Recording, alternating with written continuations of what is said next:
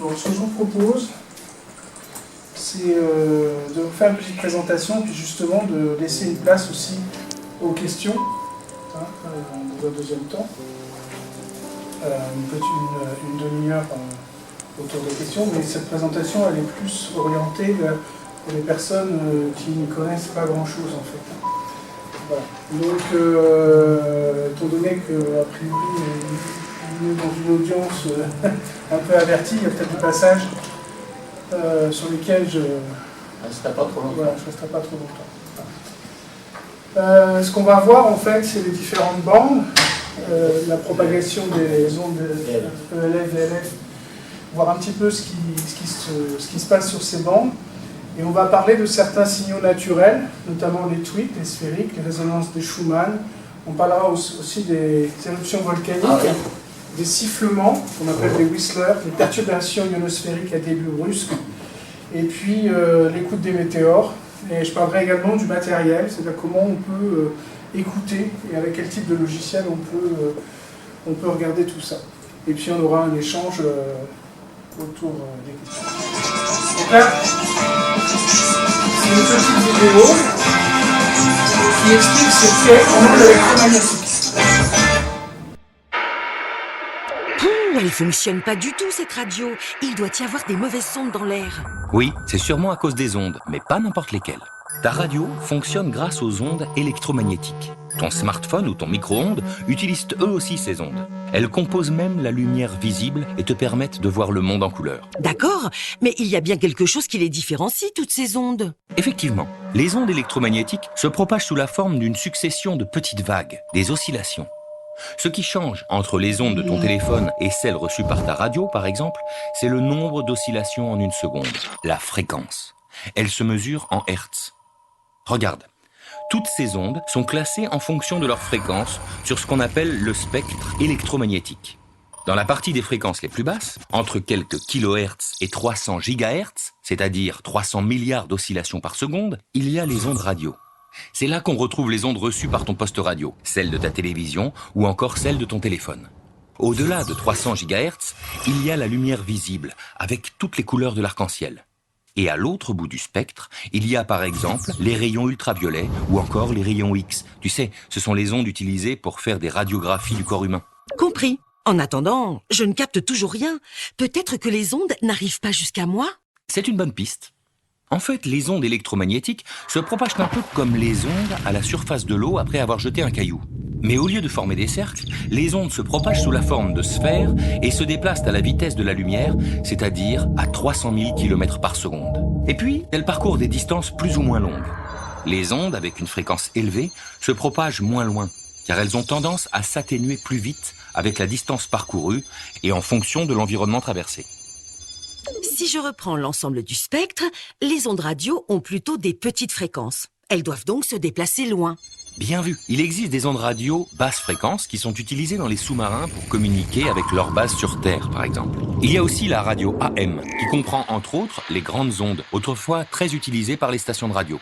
Leur portée est de plusieurs centaines de kilomètres. Mais la radio que l'on écoute le plus aujourd'hui, c'est la radio FM. Elle appartient aux ondes dites très haute fréquence et émet entre 87,5 et 108 MHz. Elle a une portée de quelques dizaines de kilomètres. Ok, donc ça doit être un autre problème. L'antenne qui diffuse les ondes est peut-être cassée. C'est bien elle qui fabrique les ondes. Oui, c'est elle. Pour diffuser une émission de radio, la voix de l'animatrice est transformée en signal électrique par le micro. Ce signal électrique oscille au même rythme que la voix. On dit qu'ils ont la même fréquence.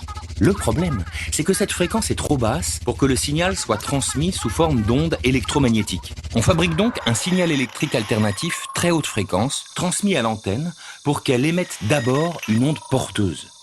Ensuite, pour transporter la voix, il faut mélanger notre signal électrique de basse fréquence, celui qui correspond à la voix de l'animatrice, au signal électrique de haute fréquence.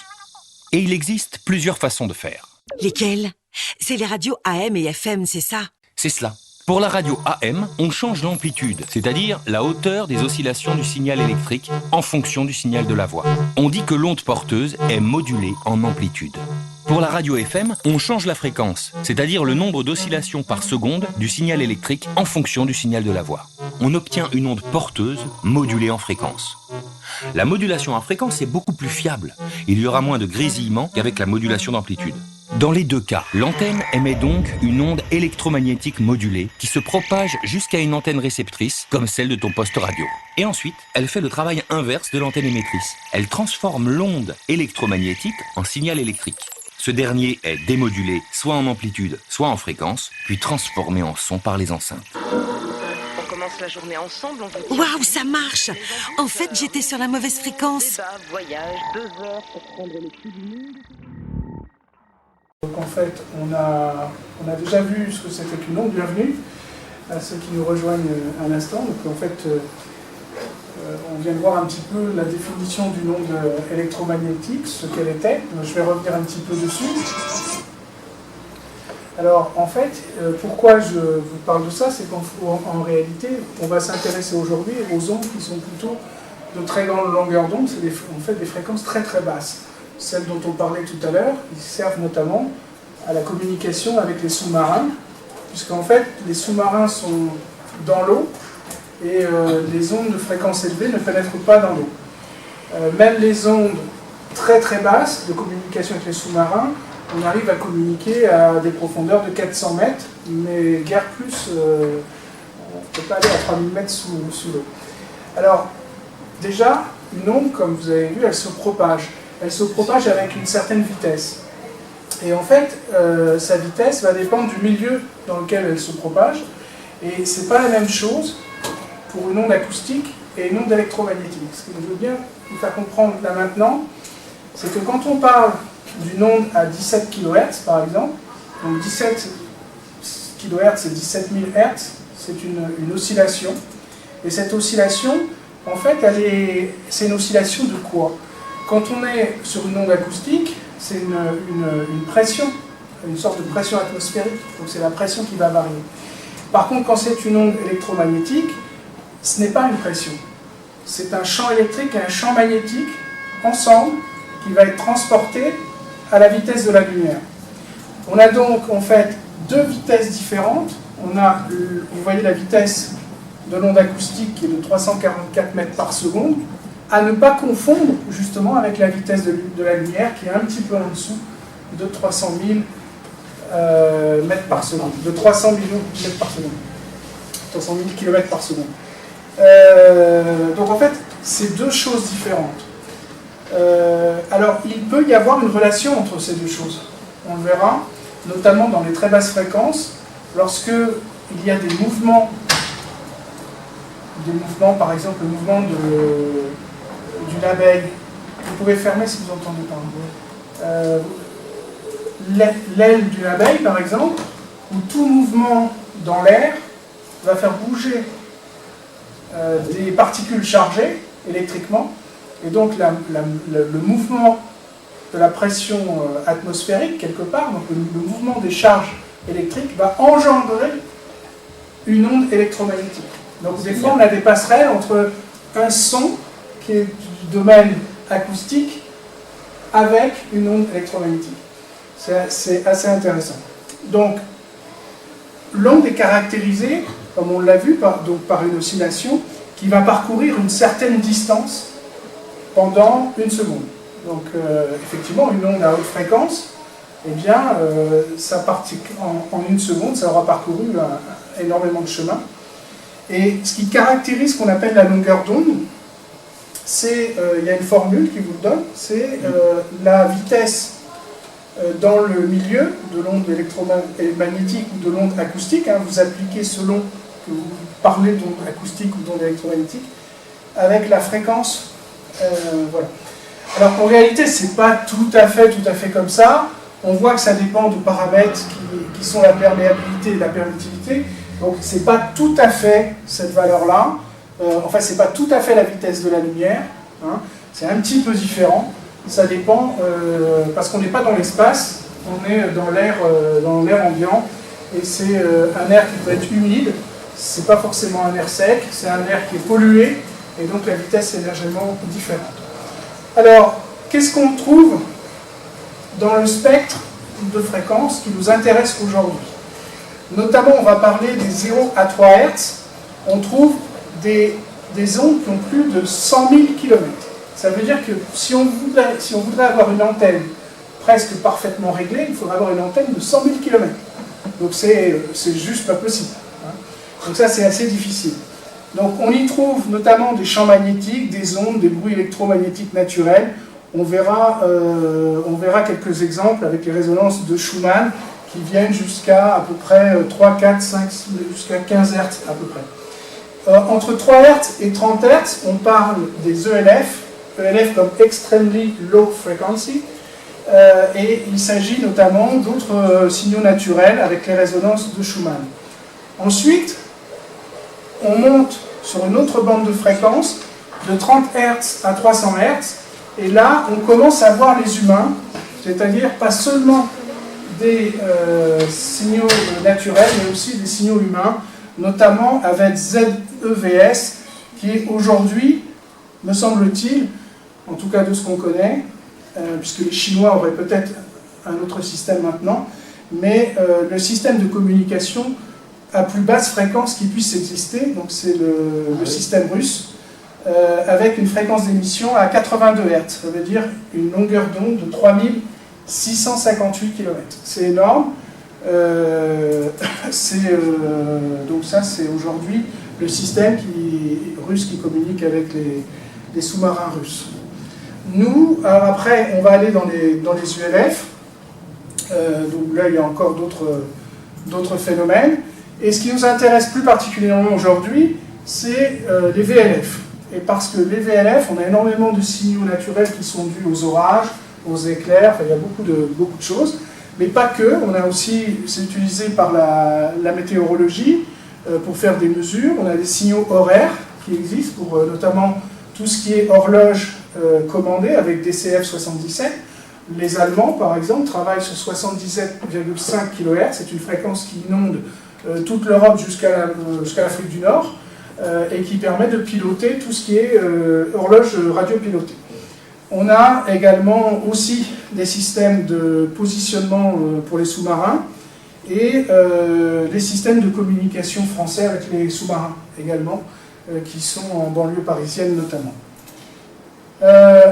Alors la propagation des ELF, VLF, comme je vous disais, ce qui est intéressant, c'est que c'est une onde qui va pénétrer dans l'eau, pénétrer dans la terre, et donc en fait qui est peu soumise, comme c'est le cas avec les radios VHF, UHF qu'on utilise pour la télé, pour les avions, qui sont faits pour des communications de courte, moyenne distance. Dès lors qu'il y a un obstacle, une forêt, une montagne, ça passe plus très bien. Là, en l'occurrence, par contre, les VLF, les ELF-VLF, ont cette capacité à pénétrer dans les milieux et en profondeur. Donc ça sera utilisé aussi pour discuter en géologie, c'était utilisé dans les mines pour discuter avec des personnes qui sont dans le sous-sol. Donc, il y a deux modes de propagation. Il y a l'onde de sol. Alors l'onde de sol, en fait, c'est intéressant parce que c'est une onde qui va suivre un petit peu la courbure de la Terre. Hein, voire éventuellement, s'il y a des collines, voire même des montagnes, l'onde, elle va se courber, elle va remonter, redescendre. Donc ça, c'est une onde qui nous arrive directement de l'émetteur. Et puis après, il y a une autre partie, c'est celle qui monte vers le ciel, et donc on va appeler plutôt l'onde de ciel, et qui va rebondir. Alors en fait, elle ne rebondit pas, on va le voir tout à l'heure, elle va interférer avec la couche D de la ionosphère, en fait, qui est à peu près à 60 km. Alors 60 km, c'est une moyenne, parce que ça varie tous les jours, et ça varie en fonction de l'heure. Hein. Donc tout ça, ça va jusqu'à disparaître quand on a la nuit, notamment. Hein. Voilà, et celle-ci est intéressante parce que c'est celle qui va permettre des rebonds de l'onde électromagnétique entre la ionosphère et la Terre. Hein, donc on appelle ça une sorte de guide d'onde. Ce qui est intéressant, il faut retenir qu'on perd, c'est-à-dire 2 à 3 décibels pour 1000 km pour les VLF et 1 dB pour les ELF, donc c'est-à-dire ça reste quand même une atténuation qui est très faible pour 1000 km parcourus. Donc c'est ça qui est intéressant. Donc en fait, c'est assez facile, si on arrive effectivement à émettre une onde, parce qu'on a la complexité de la taille de l'antenne et de générer la puissance qui va bien, mais on peut facilement atteindre 5000 à 20 000 km. Donc là, c'est une image qui montre un petit peu comment les ondes vont se propager. Hein. Donc vous avez ici un émetteur, par exemple, et puis ici des récepteurs, plusieurs récepteurs. Donc vous avez celui-là qui va recevoir directement parce qu'il est en liaison directe, hein, donc c'est d'antenne à antenne. Et puis vous avez celui-ci qui va quand même recevoir parce que grâce à l'onde de sol qui suit la courbure de la Terre, eh bien ça permettra une réception. Et puis vous avez les réfractions ou réflexions ici au niveau des couches ionosphériques. Il existe 3 couches, la D, la E et la F.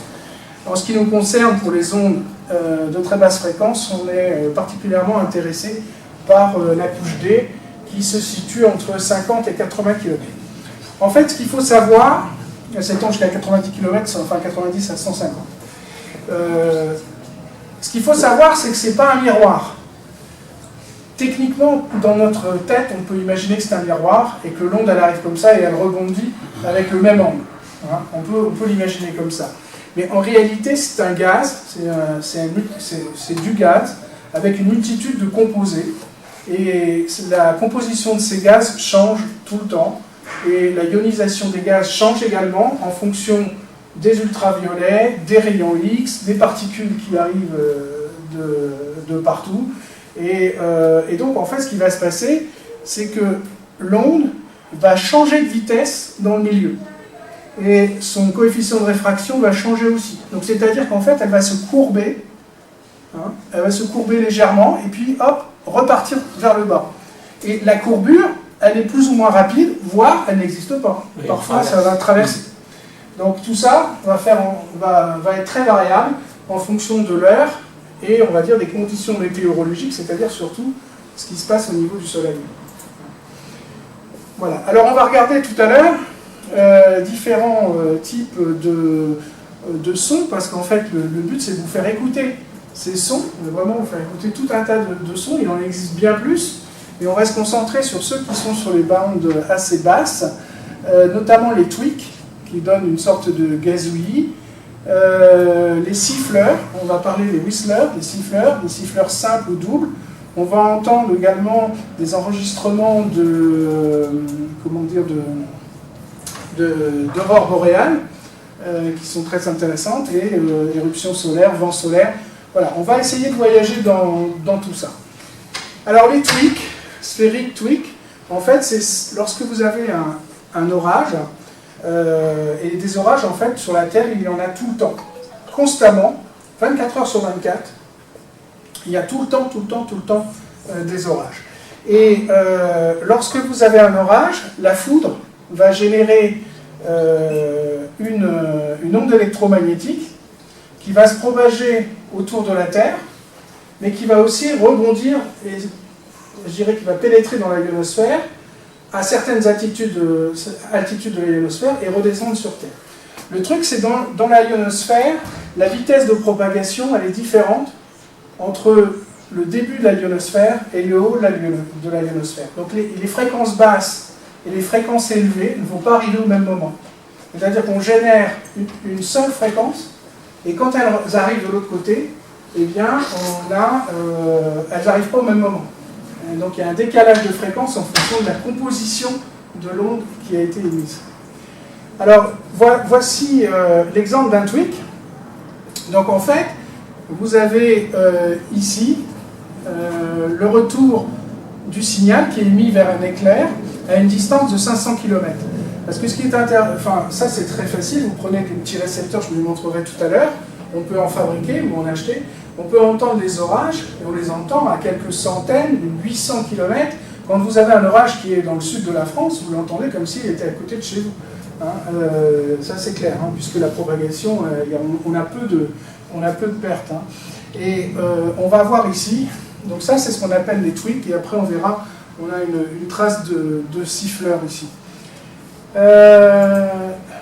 Alors on a également les résonances de Schumann.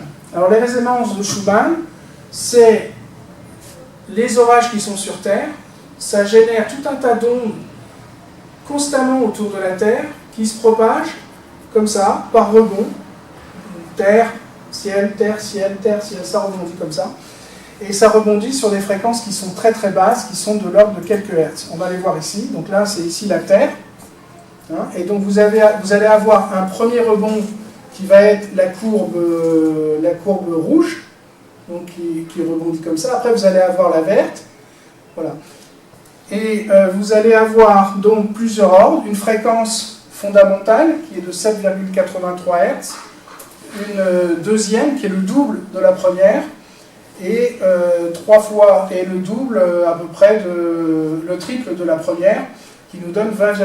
Donc c'est la fondamentale, le double et le triple. Et donc ça c'est ce qu'on appelle les harmoniques. Et on va pouvoir visualiser toutes ces fréquences, les enregistrer et les visualiser. Alors c'est vrai que c'est pas très simple parce que enregistrer des fréquences aussi basses, d'abord il ne faut pas être perturbé par l'environnement industriel parce qu'on est très perturbé par tout ce qui existe aujourd'hui. Hein. Mais ça va nous donner des choses comme ça. Voilà un spectrogramme. Le spectrogramme, c'est quoi? C'est un petit peu comme un prisme. Vous savez, quand il pleut, vous voyez l'arc-en-ciel. En fait, l'arc-en-ciel, c'est les différentes couleurs, les différentes fréquences qui sont dans la lumière du soleil, qui apparaît, qui est en fait blanche. Et bien là, ici, le spectrogramme, ça nous permet de voir toutes les fréquences qui sont dans un signal. Et le signal qu'on va recevoir ici, donc c'est un signal qui a été enregistré par un radioamateur et enregistré avec un petit enregistreur numérique comme celui qui est sur la table. Et on voit, ça a été enregistré en 2017, on voit ici apparaître très clairement les résonances de Schumann. On est en France ici, hein, et vous voyez également la perturbation du 50 Hz français, donc européen, et on voit même apparaître le 60 Hz américain. C'est-à-dire qu'aujourd'hui, avec des systèmes assez simples, on est capable d'enregistrer la perturbation engendrée par le réseau électrique aux États-Unis, qui vient jusqu'en France. Et ici, on voit apparaître le 82 Hz, qui est l'émetteur russe, qui communique avec les sous-marins. Donc là, il y a plusieurs fréquences, puisque en fait, il travaille par variation de fréquence, on appelle le FSK, mais extrêmement lent. Extrêmement lent. Alors, il y a une formule qui nous donne en fait les valeurs de ces fréquences. Et cette formule, simplement, pourquoi je la présente? Parce qu'elle dépend de quoi? Elle dépend de la vitesse de la lumière, qui est la composante, hein, et puis du rayon de la Terre. Eh oui, c'est ça. Ça dépend du rayon de la Terre, puisqu'il s'agit d'un guide d'onde. Et donc, c'est un système accordé, si vous voulez, et qui va nous donner les différentes fréquences des résonances de Schumann. Alors, les résonances de Schumann ont été utilisées, bon, là, bien sûr, pour voir un petit peu l'activité mondiale de la foudre, mais elles ont été découvertes par hasard, en fait. Je crois que c'était au niveau de la Première Guerre mondiale. Ils ont entendu des signaux dans les systèmes de communication et ils ne savaient pas d'où ça venait, et c'est comme ça que ça a été découvert. Bon, on utilise aussi pour surveiller en fait la ionosphère, et elles sont utilisées aussi en géophysique. Alors, je vous présente quand même une petite étude qui a été faite. Vous savez qu'il y a eu une très grosse éruption volcanique sur les îles Tonga, il n'y a pas très longtemps.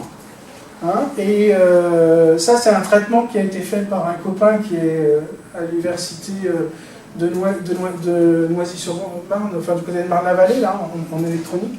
On a récupéré des données qui ont été enregistrées en Italie. Et le 15 janvier, à 4h14 et 45 secondes en temps universel, donc ça fait, je crois qu'à cette période, il était 5h14 en France, il y a eu cette éruption énorme dans les îles Tonga. Et qu'est-ce qu'on a pu voir? On a pu voir notamment les effets ici sur les résonances de Schumann. Ici, vous avez les fréquences, et on voit ici apparaître une forte activité au niveau des résonances de Schumann. Donc ça a été enregistré en Italie, donc on est capable de voir des phénomènes et d'enregistrer ce type de phénomène qui génère en fait des ondes électromagnétiques. Alors, pourquoi ça génère des ondes électromagnétiques? Il y a toutes les hypothèses. Les hypothèses principales, c'est les forts orages qui sont engendrés par l'éruption, hein, parce que ça crée énormément d'orages. Voilà. Et donc on a aussi des oscillations qui peuvent être enregistrées, une espèce de ululement. Alors je vais vous faire écouter le bruit que ça fait, c'est-à-dire que ce signal a été enregistré et multiplié, je ne me souviens plus par combien, mais je crois qu'une centaine de fois la vitesse, c'est-à-dire qu'on a augmenté la vitesse, parce que bien évidemment, des fréquences de 2 ou 3 ou 10 Hz ou 15 Hz, on n'est pas capable de les entendre. Par contre, si on transpose ces fréquences dans le spectre audible, ça nous permet de les écouter. Donc, je vous mets juste un peu de silence, je ne sais pas si ça va fonctionner, alors je vais mettre un peu plus fort. Voilà. Ah. Il faut que j'aille peut-être ici. Voilà.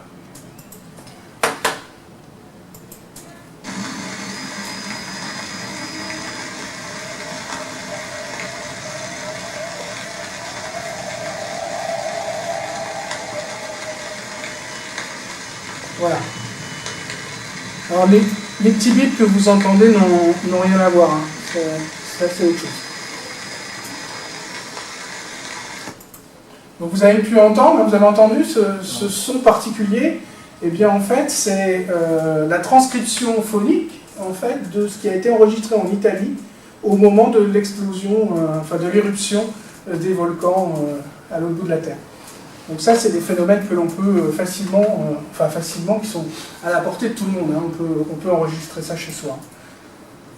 Alors, ça, c'est des courbes, en fait, parce qu'il faut aussi prouver à un moment que c'est bien ça qu'on a enregistré, que c'est bien l'effet du volcan. Donc, il a été reporté ici, les différents orages, les différents enregistrements. Ça, c'est les courbes des différents orages avec leur puissance. Et on voit bien qu'ici, au niveau Tonga, on est sur une puissance qui était beaucoup plus forte. Et on est sur le 15, alors que là on est sur le 14, le jour d'avant et le jour d'après. Voilà, donc ça nous a permis de voir qu'on était bien sur l'activité du volcan et de bien comparer, si vous voulez, ces enregistrements qui ont été réalisés et de vérifier que c'est bien le volcan. Alors maintenant, je vais vous montrer un petit peu les siffleurs, parce que ça c'est particulièrement intéressant, c'est ce qu'on appelle les ondes sifflantes. C'est des ondes naturelles qu'on peut attraper, hein, et qu'on peut attraper à des moments particuliers, et qui se situent entre 1600 Hz, 1,6 kHz et 10 kHz. Alors la découverte des siffleurs, le premier rapport de réception des siffleurs se fait à Barkhausen pendant la Première Guerre mondiale. C'est ce que je vous disais tout à l'heure. En fait, il y a Eckersley développe une théorie de propagation des ondes plasma magnétoactifs dans la ionosphère. Bon, ils étudient ces phénomènes-là, et les premiers signaux VLF sont captés dans des câbles de sous-marins. En fait, hein, c'était au niveau de la communication qu'on a commencé à entendre des phénomènes. Hein. C'est pas du tout... au départ, on ne savait pas vraiment d'où ça venait. Et c'est comme ça qu'en fait, on a trouvé qu'il s'agissait en fait que tout ça provenait de décharges de foudre, et donc c'est bien les orages qui génèrent ces phénomènes. Alors comment ça marche les siffleurs? On a d'abord les sphériques qu'on a vu tout à l'heure, donc c'est un petit peu c'est l'orage, c'est l'éclair qui va déclencher une onde électromagnétique, et on a d'abord des éclairs qui sont produits.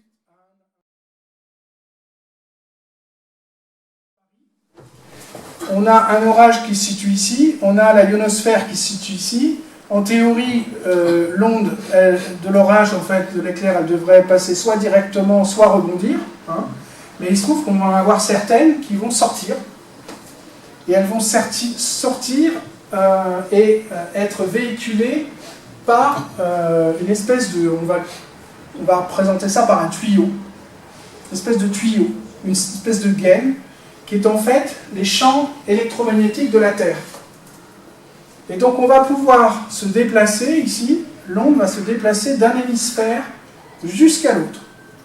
Alors l'autre, si vous regardez bien, on est bien au sud de l'Afrique, on est en pleine mer.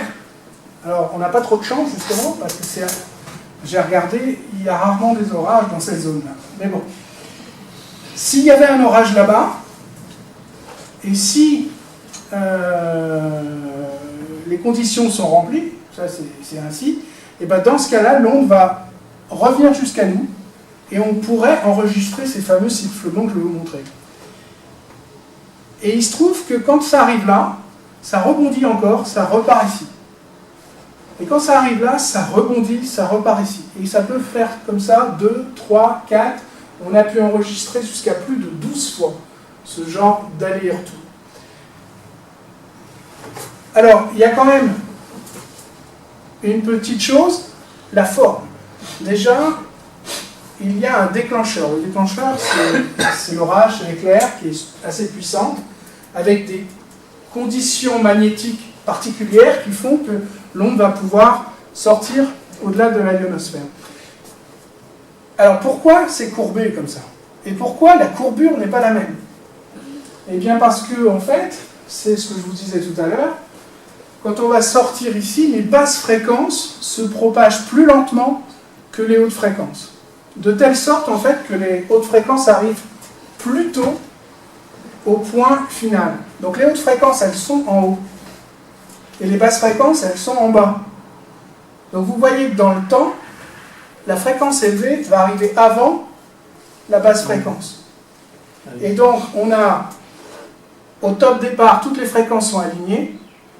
Après un aller-retour, on récupère une courbe qui est en forme d'accent et qui va s'accentuer au fur et à mesure des allers-retours. Voilà. Et donc ça donne une forme tout à fait particulière. Je vais vous faire écouter, vous allez écouter ce que ça donne. Alors je vais baisser un petit peu parce que je crois que cette fois le son est un peu fort. Voilà. Alors écoutez un siffleur, après on va en écouter d'autres.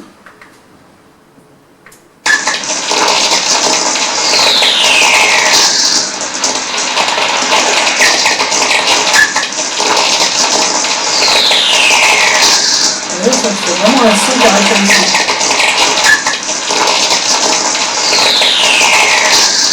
Voilà, c'est...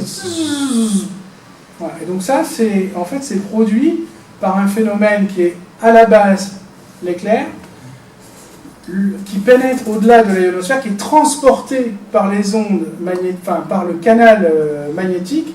En fait, en plus, ça rentre dans un... On considère presque que c'est un tuyau, puisqu'en fait, l'onde va tourner en forme de spirale, comme ça, pendant tout le chemin. Elle va tourner en tour spirale et revenir comme ça dans l'autre sens. Alors, je vous en montrerai tout à l'heure, parce que j'ai enregistré ça il n'y a pas longtemps à Daumont. Donc, comme quoi on peut l'enregistrer chez nous. Ça, c'est une courbe qui est intéressante, parce que c'est les différentes fréquences. Alors, vous voyez que pour les fréquences basses, on est ici. Hein. Donc, je vous ai dit qu'on est entre 1 et 3 kHz.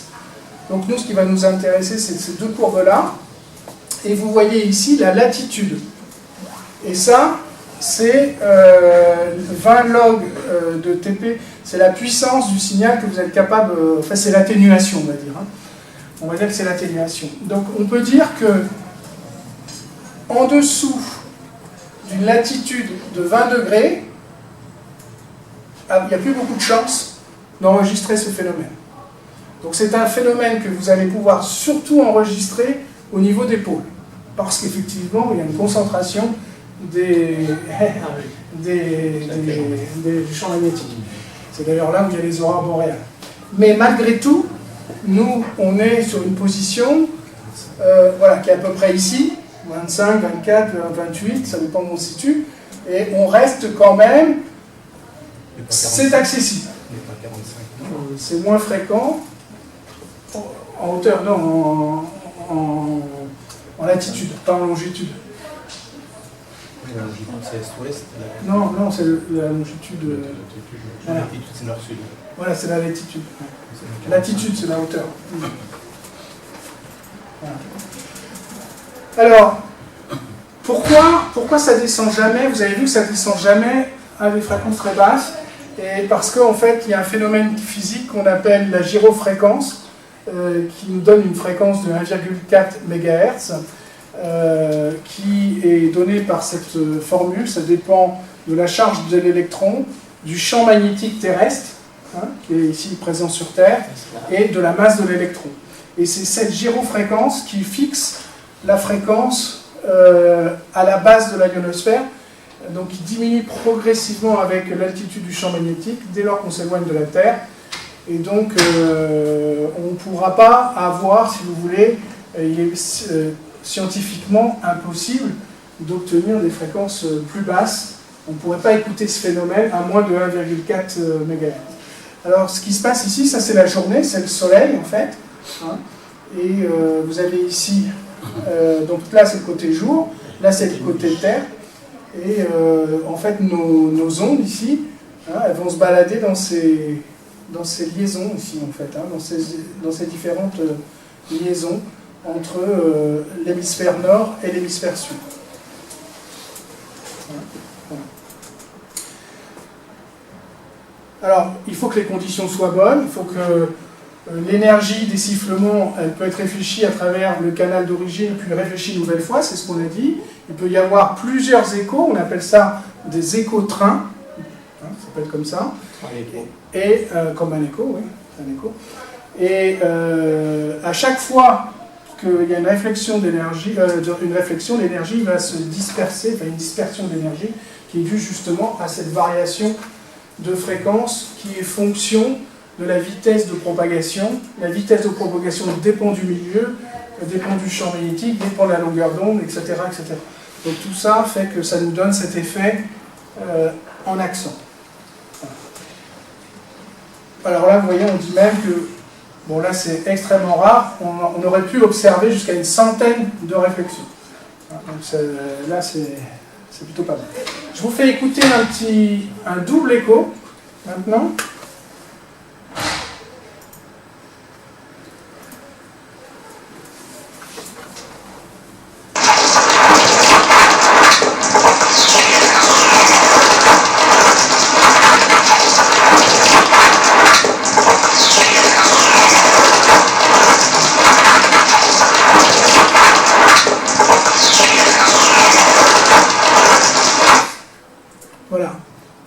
Le premier son que vous devez entendre, ça fait un gros, comme si une goutte d'eau qui tombait, clac.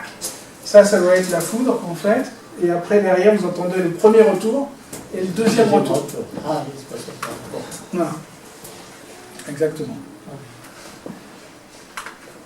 Alors, le sifflement triple, on en a aussi. Hein.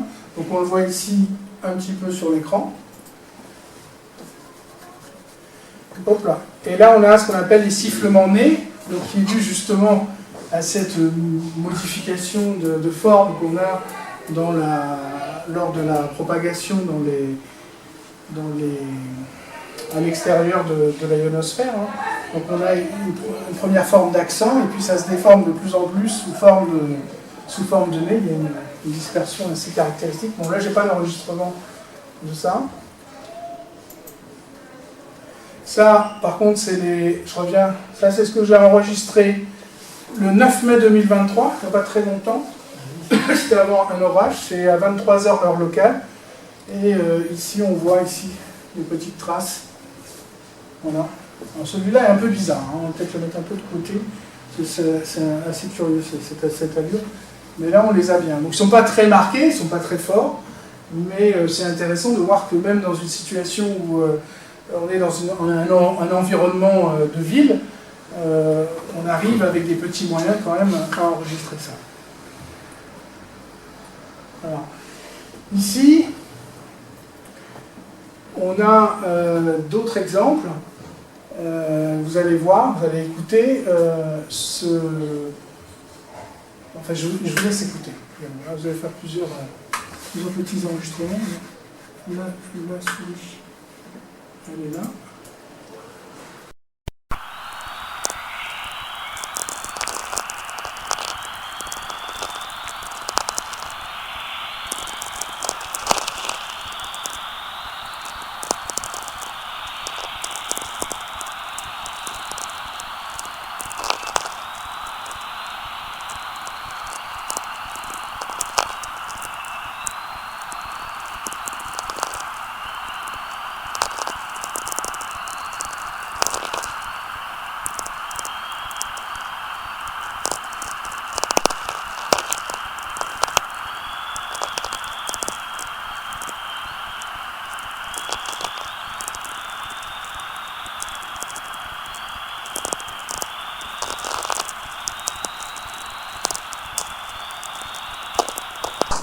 Voilà, donc là vous avez un enregistrement qui est mélangé, si vous voulez, entre des whistlers, en fait, des sifflements, et puis également tous les phénomènes en fait, qui sont mélangés avec le champ magnétique des aurores boréales en particulier. Alors, il existe aussi tout un tas d'enregistrements de ces phénomènes. Il y a certaines personnes qui en font des disques de musique, soit des enregistrements de différents phénomènes, ou carrément des compositions musicales. Et je vais vous en faire écouter juste maintenant un petit bout.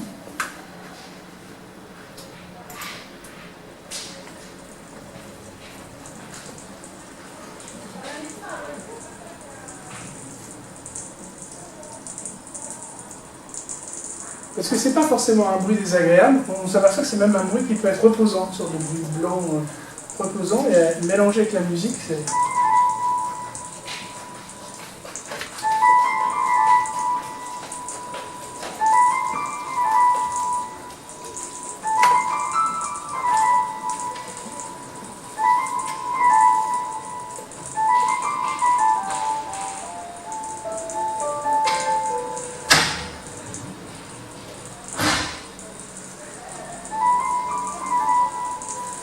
Psychothérapie.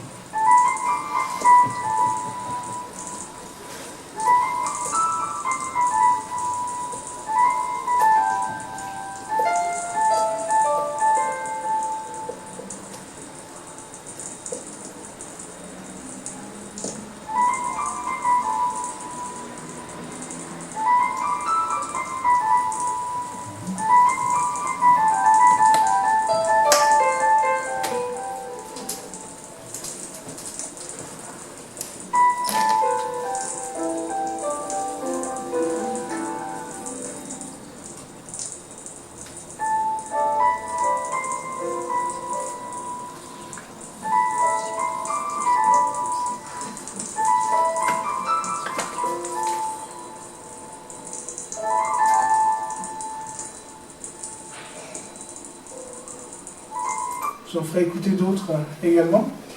Alors, on va parler aussi des météores. Alors les météores, on en a aussi, mais les moments particuliers.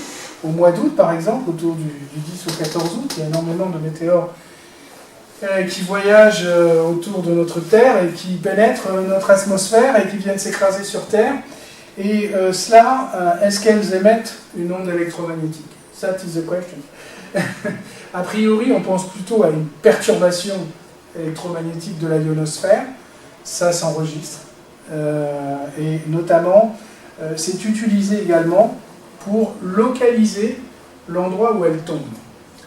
Parce que il y a un réseau qui s'appelle le réseau Fripon, qui permet, avec tout un tas de caméras qui sont disséminées sur la France, mais aussi sur l'Europe. Donc ces caméras vont filmer à différents endroits le ciel, et il nous manque un paramètre important, c'est la vitesse de cet objet. Et la vitesse peut être obtenue par l'effet Doppler.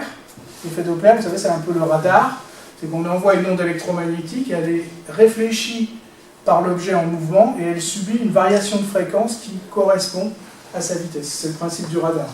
Et nous, on va utiliser notamment un radar que je vais vous montrer après.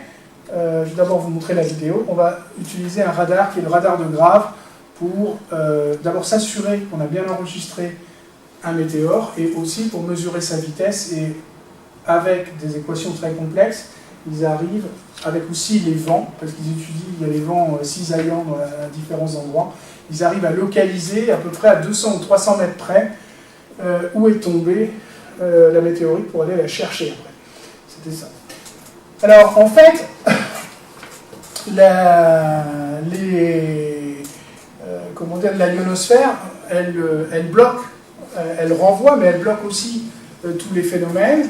Et comme je vous disais, hein, c'est un gaz, et ce gaz, il est mélangé, il est ionisé, Et bien sûr, il est ionisé grâce à plusieurs phénomènes. Il y a d'abord le soleil, ultraviolet, les rayons ultraviolets qui vont modifier la composition de la couche, et puis également les rayons X qui sont émis par le soleil lors des éruptions. Donc on parlera tout à l'heure de ces phénomènes.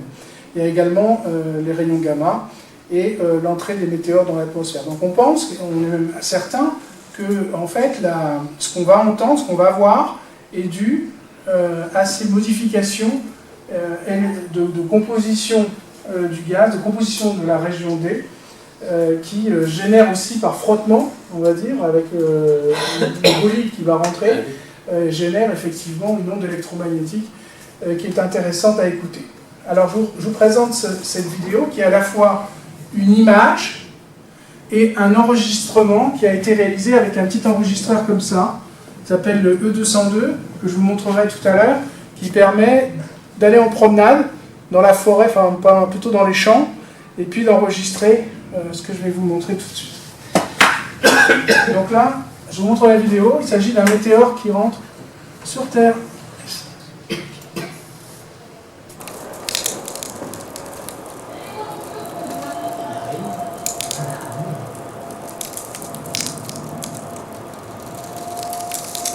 Attendez, on a la corrélation. Et là, c'est quoi? Ici, là, ça, je sais Non, pas. ça repart comme ça. Ça, c'est la somme de la courbe. C'est la superposition de tous les enregistrements, c'est la trajectoire. Tu vois? Ah oui, parce que ça va dans l'autre sens. Ça, Oui. C'est ça que j'ai compris. je ne sais pas te répondre. Cet enregistrement nous vient du Nouveau-Mexique. Non, mais bon. Alors, les enregistrements des météores, ils ont notamment été réalisés aussi par Jean-Louis Roux, qui est maintenant décédé, qui était un des patrons du CNRS. Là, c'est les enregistrements qu'il a fait notamment au pic du Midi, donc avec une antenne et un enregistreur pour les basses fréquences, VLF. Donc vous voyez ici avec une boucle magnétique, donc c'est une antenne boucle qui a été utilisée.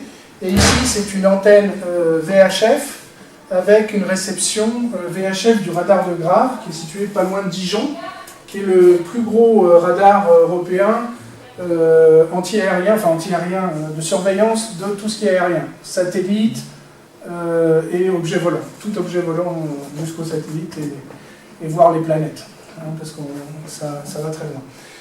Donc l'intérêt, il est où? C'est de pouvoir enregistrer une onde électromagnétique de fréquence très basse et d'avoir une corrélation avec un éco-radar et de voir à la microseconde près si l'enregistrement de l'onde électromagnétique correspond bien au météore, à l'éco-radar qu'on a mesuré. Donc ça, c'est l'image du radar militaire de Grave qui émet sur 143,50 MHz, donc c'est en continu. Il balaye tout le ciel, comme ça. Et donc on va enregistrer ces phénomènes. Ça, c'est assez facile avec une antenne VHF.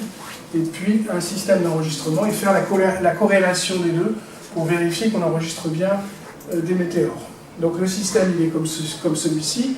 Un système de réception basse fréquence, un système de réception basse fréquence ici et VHF ici, un système d'enregistrement digital, c'est un système comme celui-ci, donc c'est des enregistreurs tout simples qui sont dans des boîtes métalliques pour éviter qu'ils perturbent les enregistrements électromagnétiques.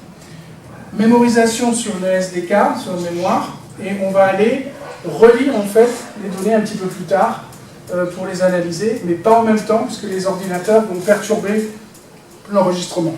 Donc on évite d'avoir des téléphones portables ou des enregistrements. Voilà des exemples d'enregistrement d'écho radar et VLF. Et donc on voit notamment les traînées, la traînée que ça peut faire. Donc ça c'est un enregistrement, parce qu'au départ vous êtes dans le domaine fréquentiel, en fait on a une vue qui dépend du temps et des fréquences, et ici on a une vue qui dépend temps-amplitude, donc on est dans ce qu'on appelle le time domain, avec ici également une variation ici qui est due encore une fois à la vitesse de propagation des ondes électromagnétiques pour la couche D qui est différente en fonction de la fréquence. Voilà. Donc ça, tout ça, ce sont des enregistrements de météores, en fait. Voilà. Après, on peut s'intéresser justement, avec des petits systèmes comme ça, à la surveillance du Soleil, et notamment aux événements, aux éruptions solaires. À chaque éruption solaire, on a des flux de rayons X qui nous arrivent sur la Terre, plus ou moins forts, et on est protégé par la ionosphère, parce que la ionosphère va les absorber. Donc forcément, elle va se ioniser. Donc si elle se ionise avec les rayons X, ça veut dire que sa composition va changer, et que le reflet des ondes, en fait la propagation des ondes électromagnétiques va changer, notamment sur les VLF. Et donc nous, ce qu'on va observer en continu, 24 heures sur 24, 7 jours sur 7, avec des systèmes de réception, on va se caler sur un émetteur. Il y en a plusieurs, des émetteurs notamment militaires pour les sous-marins, parce que, en fait, non pas pour avoir les informations, mais parce qu'ils nous servent de référence, parce qu'ils ont une puissance constante et une fréquence extrêmement bien précise. Donc ça nous sert scientifiquement à effectuer une mesure. Donc notamment, on va obtenir ce genre de courbe, où ici vous avez 24 heures. Donc ça, c'est une courbe que j'ai enregistrée à Daumont le 1er mai 2023, donc il n'y a pas longtemps. Donc vous voyez ici le lever du soleil. À chaque lever du soleil, j'ai une baisse du signal qui est reçue, qui provient d'Angleterre, hein, qui est pas loin de l'Écosse, je vous montrerai où c'est sur la carte. Et puis là, vous avez la journée, avec presque midi, ici. Et puis après, le soir, avec le coucher du soleil, on a une remontée du signal. Et là, vous voyez un pic vers le haut. Ce pic aurait pu être, pour d'autres raisons, vers le bas. Tout ça, c'est une grande discussion. Pourquoi est-il vers le haut et le bas? On pourra en discuter longtemps. Mais c'est pas simple, parce qu'il y a un phénomène très complexe entre l'onde de ciel, qui revient, et l'onde de sol. Parce que l'onde de sol arrive en même temps, enfin pas en même temps justement, mais elle arrive au même endroit. Puisque en fait, le récepteur et l'émetteur sont situés à peu près à 800 km, enfin le récepteur à 800 km de l'émetteur, et donc il reçoit deux ondes, une onde de sol et une onde de ciel. Et il arrive que ces deux ondes viennent, voilà, elles viennent s'annuler, ou en tout cas elles interfèrent les unes avec les autres. Voilà, exactement. Donc là, on a une remontée effectivement du signal. Pourquoi? Eh bien, parce que on a une absorption plus forte de la couche ionosphérique. Et donc j'ai moins de reflets sur l'onde de ciel. Et donc ça amplifie l'onde de sol. Et d'ailleurs, je vois que la nuit, j'ai l'onde de sol. Donc j'ai une remontée du signal en plein jour. Et il ne nous vient pas, en fait, contrairement à ce qu'on pourrait croire, du ciel, c'est justement parce que la ionosphère est ionisée que j'ai ce phénomène. Donc voilà. Et c'est tout l'intérêt d'avoir choisi un émetteur qui est à moins de 1000 km, parce que si j'étais à plus de 2000 km, je pourrais avoir plusieurs rebonds. Donc de ce fait, je pourrais avoir une onde de sol directe et deux rebonds, ce qui fait que je ne saurais pas dire si la variation elle est due sur le premier ou le deuxième rebond. Donc le fait d'avoir qu'un seul rebond, ça permet de n'avoir que deux signaux, onde directe et onde de ciel. Donc ça, c'est un autre enregistrement. C'est le même, le 1er mai. Ça, c'est le système d'enregistrement temps réel. Donc on voit que ça s'était produit pas loin un peu après-midi, sachant que c'est du temps universel, hein, donc il y a un décalage ici de 2 heures. Et en même temps, on récupère sur le satellite GEOS qui enregistre dans l'espace les rayons X.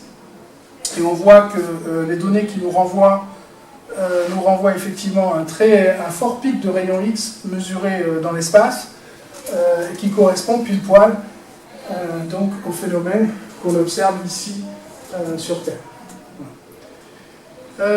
Donc l'émetteur qui est utilisé pour faire ce genre de choses, c'est un émetteur qui est situé en Angleterre, enfin en tout cas pour celui que j'ai choisi, qui s'appelle GQD ou GBZ, pour moi c'est GBZ. Il se situe ici, au nord de l'Angleterre, et donc ici, nous on est placé ici, donc l'onde de sol, elle nous arrive ici. Alors, le phénomène qu'on enregistre, en fait, lorsque vous voyez qu'il y a une baisse abrupte du signal le matin ou le soir, hein, ça correspond au coucher du soleil à mi-chemin. Donc c'est pas le coucher du soleil à Paris, c'est le coucher du soleil à la moitié du parcours. C'est là où il y a la réflexion sur la ionosphère. Or ça se fait à mi-chemin. Oui, parce que l'onde va rebondir et redescendre, ou dans l'autre sens. Donc en fait, il y a des logiciels qui permettent de calculer la longitude et la latitude de ce point-là pour savoir exactement où il se situe et comparer l'heure à laquelle ça se produit. Alors si maintenant on parle un peu technique, savoir comment vous pouvez, vous les enfants, si ça vous intéresse, comment vous pouvez fabriquer un petit peu des appareils, ou en tout cas comment vous pouvez écouter tout ça. Donc soit, effectivement, vous avez des antennes qui, comme vous l'avez vu, font des kilomètres de long, mais personne n'a ça, à part peut-être l'armée, mais encore, cette fois c'est un peu long. Donc en fait, nous, on peut se débrouiller comme on peut. Alors moi, je vous présente une boîte de conserve, qui est une boîte à café, qui me sert d'antenne. Voilà. Pourquoi ? Parce qu'elle est grosse, et on a besoin, si vous faites un peu plus tard de la théorie, vous verrez qu'on a besoin d'une capacité, une espèce d'effet condensateur. Elle n'est pas très grande, donc on va appeler ça une antenne e-field, parce que c'est une antenne qui n'enregistre que le champ électrique. Alors je vous ai dit tout à l'heure, une onde électromagnétique, c'est un champ électrique et un champ magnétique. Donc quand on travaille avec les VLF, soit on va s'intéresser au champ électrique. Alors là, on a intérêt à être loin des villes, parce que c'est très sensible aux perturbations électriques du réseau domestique ou des industries. Ou alors on va s'intéresser au champ magnétique, avec notamment une antenne magnétique. Une antenne magnétique, vous en connaissez, les enfants ?